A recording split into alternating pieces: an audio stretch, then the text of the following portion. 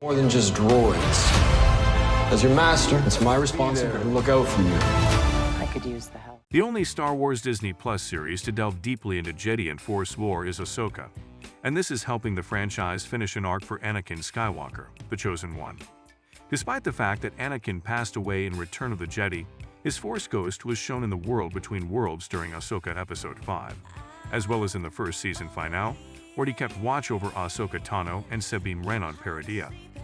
Even though Anakin passed away, his tale might not be finished and his destiny as the Chosen One may not have been fully realized. There are a lot of possible paths for Season 2, given the presence of Force entities like the World Between Worlds and the hint of the Mortis gods being reintroduced in the last moments of Ahsoka Season 1. In A Star Wars, The Clone Wars Season 3 arc, the Mortis gods were first mentioned. Anakin, Ahsoka, and Obi-Wan Kenobi travel to the Mortis realm, where the Father, who stands for the balance in the Force, wants Anakin to take up his role of preserving harmony. The Mortis gods' involvement in Ahsoka Season 2 is unknown, but it's possible that it will definitively conclude Anakin Skywalker's tale. Dave Filoni and George Lucas collaborated closely on The Clone Wars, and it was during this time that Filoni developed a detailed backstory and history for the Mortis gods. Filoni became interested in the Mortis gods because, as he puts it, Lucas never developed any Force-sensitive beings other than Jedi and Sith.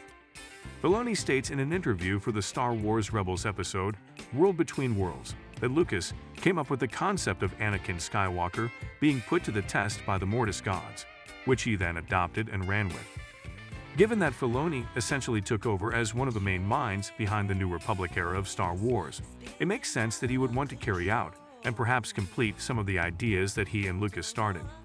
Images of the Mortis gods initially surfaced on the Jedi Temple on Lothal in Rebels, marking the beginning of Filoni's completion of this tale. Ezra Bridger was able to open a portal to the World Between Worlds by using this image. This establishes the possibility that the Mortis gods and the World Between Worlds are related, increasing the likelihood of their significance in Ahsoka Season 2. Lucas unintentionally started a trilogy for the Mortis gods, which is why Star Wars is so famous for its trilogy.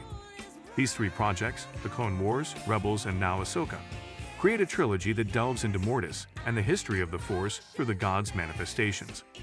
One may argue that the first season ending of Ahsoka served as a teaser for the second season, which would conclude the trilogy. While there are still a lot of unanswered issues regarding Ahsoka Season 2, it appears likely that viewers will come to some sort of resolution regarding the Mortis gods, their past, and the role that the Chosen One Anakin Skywalker will play in it all.